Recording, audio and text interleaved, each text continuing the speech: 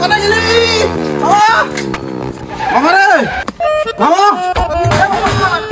মামা কেন আরে মামা ব্যস্ত ভাই শিগগির বাজার যেতে হবে শিগগির আয়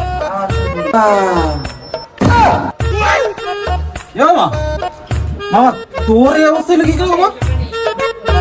তোর এই অবস্থা কি করে মামা রে মামা খবর আমার খুব খারাপ রে মামা বড় কথা কথা করে মনে করে শালীর কথা পেয়ে ফেললাম সেই কথা শোনার পরে আমার কি ঠান্ডা দেশে রে বাবা এই দেখ অবস্থা আমার একটু ডাক্তার রেখে তো নিয়ে যাবে বাবা তারা দিয়ে দেবে না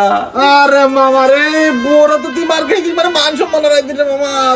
আমার মামা হয়ে তুই কি করে বোর খাতে মার খালি কই যাবে আমার মাথা